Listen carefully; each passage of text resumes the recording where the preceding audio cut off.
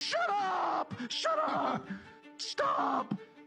Whereas, the strong, sober dad is like, settle down a little bit. It's okay, right? It could be all fun and games, or you can take the nonchalant, it doesn't affect me approach, or you can be like me. Yeah, you that have these same thoughts and questions bumbling around in your heads.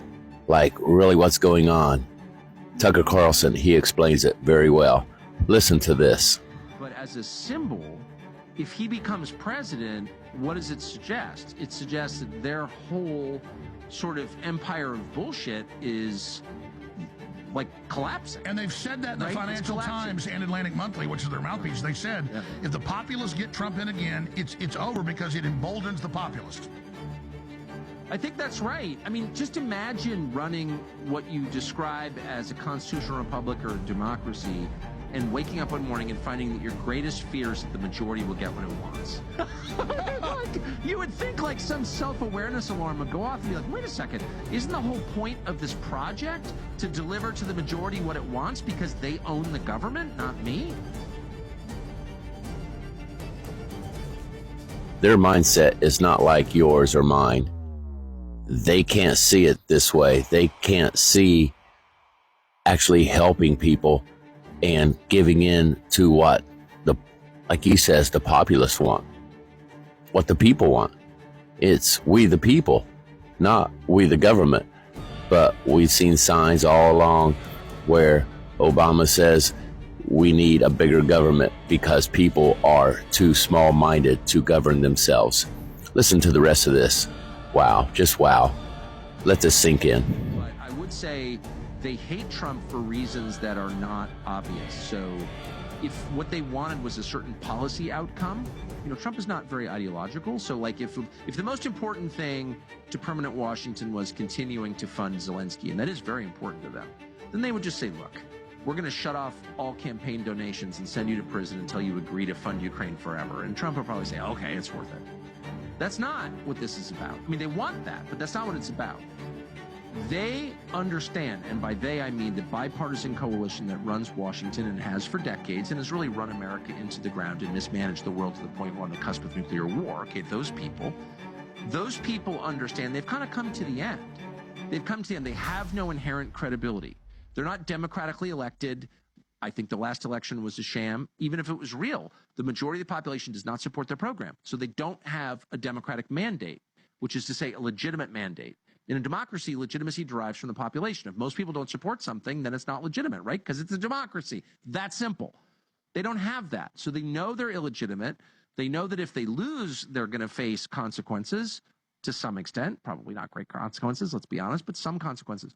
But more to the point, when you are fragile, when you realize that people don't really support you, when you know that you are illegitimate, when you know you have committed criminal acts, and they have, a lot of them, then any chink in the armor is potentially fatal because you are weak. That's the truth. They are weak. Their empire is built on lies, purely on deception, and you can feel it when you deal with them. Weak people are fragile. It's the divorced mom with a hangover like, shut up, stop.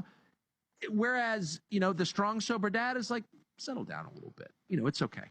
Right? Strong people are not hysterical. Weak people are hysterical. So their gut level understanding, and they're absolutely right.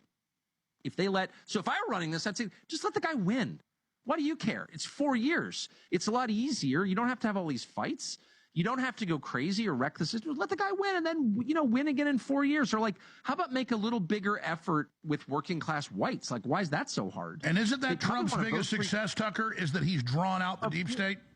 And made them. Of course. Well, that is his success. But they can't allow him.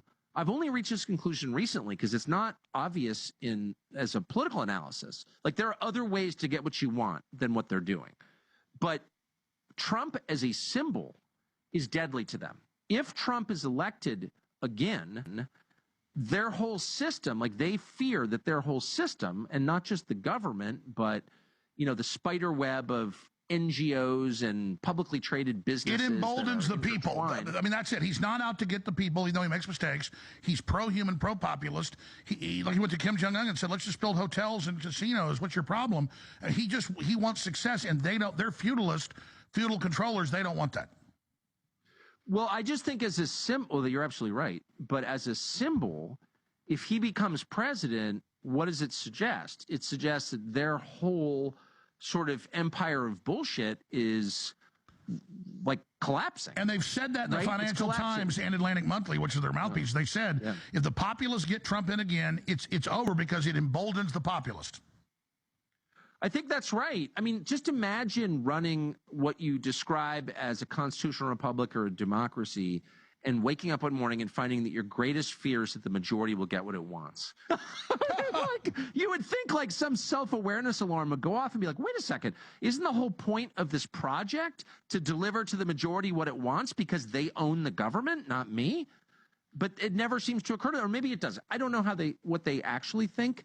All I know is that they've decided that, and I think it's absurd. I think permanent Washington could easily outlive another 4 years of Trump, just as it did the first 4 years of Trump.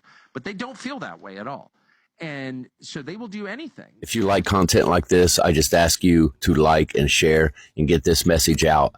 There are deep thinkers. There are people who have put their finger on the problem and a solution to really what's going on. We are in spiritual warfare, just like what Tucker says.